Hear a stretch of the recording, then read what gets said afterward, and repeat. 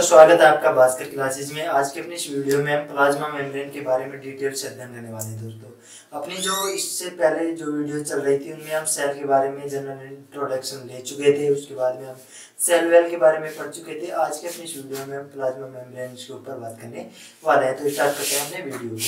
तो plasma membrane के ऊपर बात करते हैं तो जैसे कि हम जानते हैं सेल में सेल वेल के डाउन टर्म में ये सेल मेम्ब्रेन अपनी पाई जाती है, और जिन ऑर्गेनिजम्स में सेल वेल नहीं पाई जाती है उनमें डायरेक्टली यही पाई जाती है। तो इसके स्ट्रक्चर्स के बारे में, इसके फंक्शंस के बारे में और इसकी जो भी डिटेल्स है, कंपोनेंट्स किनसे बनकर बनी होती है, इन सभी के बारे में डिटेल्स में जानने वाले हैं इस वीडियो में।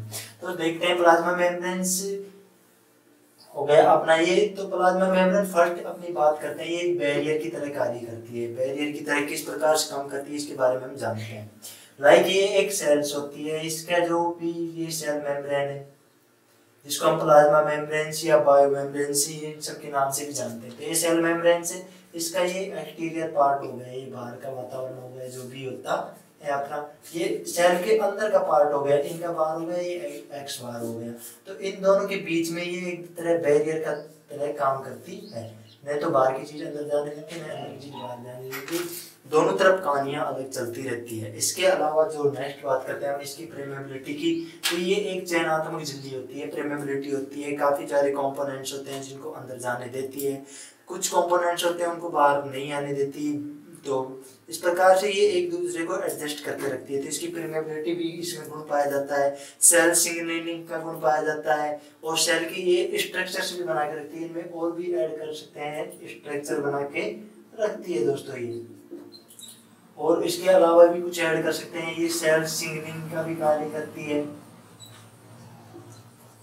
और ये कुछ कंपोनेंट्स को ट्रांसपोर्ट का काम करती है। जैसे कि हम इसके आगे जाके स्ट्रक्चर पढ़ेंगे तो उसमें हमें पता चलेगा कि इसमें लिपिड्स के बीच बीच में प्रोटीन्स के कुछ पार्टिकल्स पाए जाते हैं, तो उनको ट्रांसपोर्ट करने का कार्य भी ये करती है। तो इस प्रकार से उसके फीचर्स हो गए प्लाज्मा मेम्ब्रेन्स के। इसके बाद में इसकी कंपोजिशन के बारे में हम स्टडी करें तो जनरली ये लिपिड के बारे में, लिपिड के से कार्बोहाइड्रेट प्लस में प्रोटीन की से मिलकर बनी होती है। तो इसमें लिपिड, कार्बोहाइड्रेट और प्रोटीन होती है। तो इसमें जो लिपिड होती है, लिपिड और प्रोटीन ये दोनों होती है, मेजर फॉर्म में पाई जाती है। इसमें मेजर फॉर्म में ये पाई जाती है। जो अपना बचा ये कार्बोहाइड्रेट, ये माइनर फॉर्म में पाया जाता है। माइनर काफी कम पाई जाती है कार्बोहाइड्रेट, इसमें कुछ 5 से 10% के पाई जाती है। और उसके अलावा जितनी भी पाई जाती है लिपिड और प्रोटीन पाई जाती है वो पाई जाती है। लिपिड मॉडल है जो अपना, इसके लिए लिपिड बाइलेयर मॉडल दिया गया है। लिपिड के लिए, इस प्लाज्मा मेम्ब्रेन के लिए जो मॉडल सुझाया गया था, लिपिड बाइलेयर मॉडल दिया गया था, जो दिया गया था सिंगर एंड निकोलसन के द्वारा 1972 में ये मॉडल दिया गया था। अब इस मॉडल्स के बारे में भी हम स्टडी करेंगे, और इसके कंपोजिशन के बारे में, लिपिड, कार्बोहाइड्रेट, प्रोटीन, इसके बारे में भी हम डिटेल्स में बात करेंगे दोस्तों। तो इसके बाद दोस्तों हम देखने वाले हैं प्लाज्मा मेम्ब्रेन की कंपोजिशन के बारे में, किन किन कंपोनेंट से मिलकर ये बनी होती है। तो जैसा कि हमने पहले भी बताया था वीडियो में कि इसमें लिपिड, प्रोटीन प्लस में ये कार्बोहाइड्रेट से मिलकर बनी होती है। ये दोनों इसमें मेजर फॉर्म में पाए जाते हैं, ये भी साथ में, ये भी दोनों मेजर फॉर्म में पाए जाते हैं। अपना जो कार्बोहाइड्रेट है ये माइनर फॉर्म में पाया जाता है। अब लिपिड्स की बात करें तो लिपिड्स भी काफी टाइप्स की इसमें पाई जाती है। तो लिपिड्स के इसमें टाइप्स होते हैं, फॉस्फोलिपिड्स पाई जाती है, इसमें फॉस्फोलिपिड्स पाई जाती है। फॉस्फोलिपिड्स की भी बात करेंगे दोस्तों हम इसमें आगे जाकर कि फॉस्फोलिपिड्स के भी इसमें टाइप होते हैं, काफी टाइप्स होते हैं, 4 प्रकार की ये पाई जाती है। इसमें पीई, पीएस, पीसी, इस प्रकार से काफी प्रकार की, एक पीआई, काफी प्रकार की फॉस्फोलिपिड्स इसमें पाई जाती है। इनके डिटेल्स में बात करेंगे तब इसके बारे में बात करेंगे। इसके अलावा दोस्तों इसमें एक पाई जाती है ग्लाइकोलिपिड्स।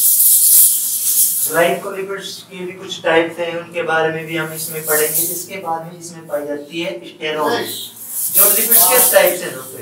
ये लिपिड्स के टाइप इसमें स्टेरॉल, एक फॉस्फोलिपिड्स, एक ग्लाइकोलिपिड्स। तो फॉस्फोलिपिड्स के टाइप हो गए 4, इनके बारे में भी हम पढ़ेंगे, फॉस्फोलिपिड्स के बारे में डिटेल्स में पढ़ेंगे।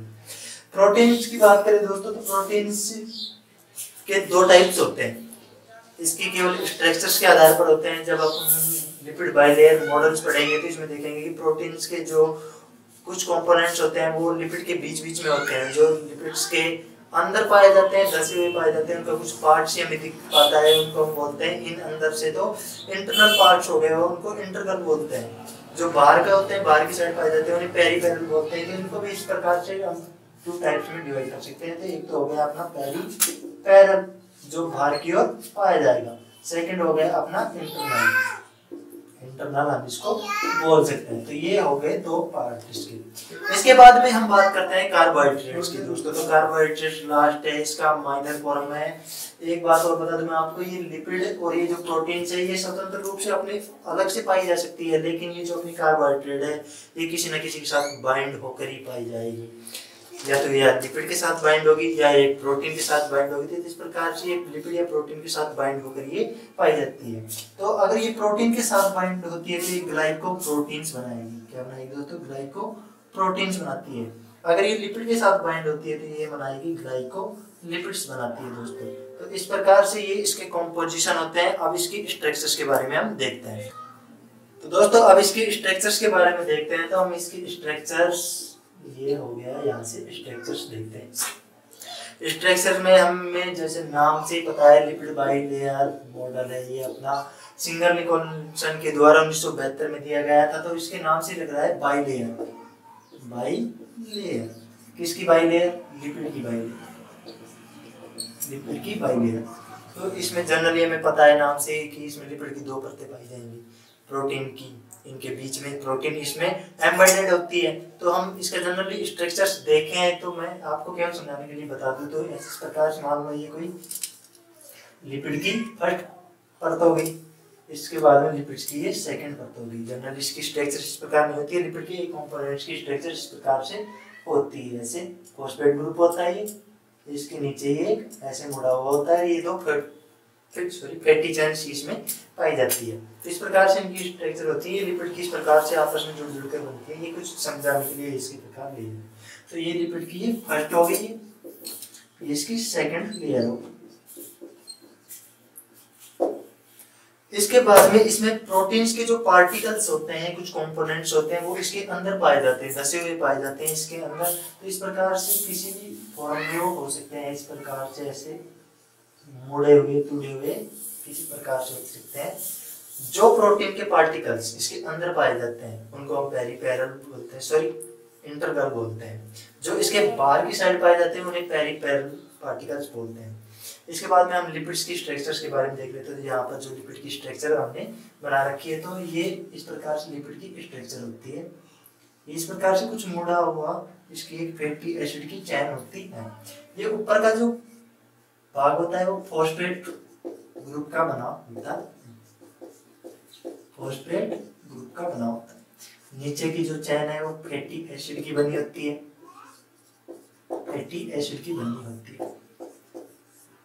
अब इस लिपिड का गुण धर्म क्या होता है उसके बारे में बात कर लेते हैं। लिपिड है, जनरली हमें पता है लिपिड पानी से इंटरेक्ट नहीं कर पाती है। ये लिपिड है, इसकी स्ट्रक्चर्स में 2 चीज पाई गई है, फॉस्फेट हो गया, फैटी एसिड हो गया। तो इसमें दोनों गुण पाए जाते हैं। ये वाटर लविंग भी होती है, वाटर हेटिंग भी होती है। तो इसलिए इसका जो गुण होता है वो होता है एम्फीफिलिक होता है। तो ये जो अपना ये एम्फीफिलिक होता है, ये ऐसे हम देख सकते हैं, ये एम्फीफिलिक होता है। जो इसका ऊपर का पार्ट पाया जाता है जो फॉस्फेट ग्रुप का बना होता है वो होता है हाइड्रोफिलिक होता है।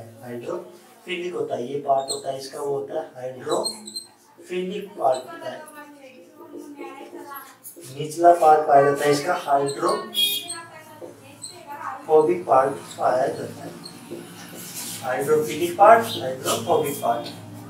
इस प्रकार से होते हैं। ये जो इसकी जो नीचे की चेन पाई जाती है, इनमें एक सैचुरेटेड होती है, एक अनसैचुरेटेड होती है। जैसे कि मैंने आपको बताया है कि सैचुरेटेड चेन जैसे कि दिख रहा है एकदम सीधी लाइन की तरह है, तो ये सैचुरेटेड है, मतलब इसमें कोई अनदर बॉन्ड नहीं है, यानी संतृप्त है। हिंदी में हम केमिस्ट्री में पढ़ते भी आए हैं, तो ये संतृप्त है। इसकी टेढ़ी लाइन है तो ये असंतृप्त कार्बन चेन है, जिसके कारण इसकी कुछ मुड़ी हुई यहाँ पर इसमें डबल बॉन्डिंग पाई जाती है। इसके स्ट्रक्चर्स के बारे में देखेंगे तो ये पता चलेगा। इसके बाद में दोस्तों आपको मैं बता दूं, जैसा कि हमने कुछ देर पहले देखा था फोस्फोलिपिड। फोस्फोलिपिड्स के मैंने आपको कुछ टाइप बताए थे, जैसे पीई, पीसी, पीएस, पीआई। तो इस प्रकार से कुछ इसके टाइप है। ये टाइप किस चीज पर डिपेंड करेंगे, वो इसी चीज पर डिपेंड करेंगे। ये जो अपना फॉस्फेट ग्रुप होता है, इसकी बैकबोन होती है ग्लिसरॉल, ग्लिसरॉल होती है। तो ग्लिसरॉल की जो चैन होती है 3 कार्बन युक्त होती है। इस 3 कार्बन युक्त चैन के ऊपर जो फॉस्फेट ग्रुप जुड़ा होता है, फॉस्फेट ग्रुप के ऊपर एक R समूह जुड़ा होता है। ये X Y Z कुछ भी हो सकता है। तो इन्हीं के ऊपर डिपेंड करेगा कि किस प्रकार से ये ऐसे जुड़ते हैं। अगर सेरीन जुड़ेगा तो PS हो जाएगा ये, तो इसका नाम चेंज हो जाएगा पूरे का फॉस्फोलिपिड्स का। PE, PC, PI, इन सब के बारे में हम फॉस्फोलिपिड्स की जब बात करेंगे ना, तब इसके बारे में हम अच्छे से बात करने वाले हैं दोस्तों।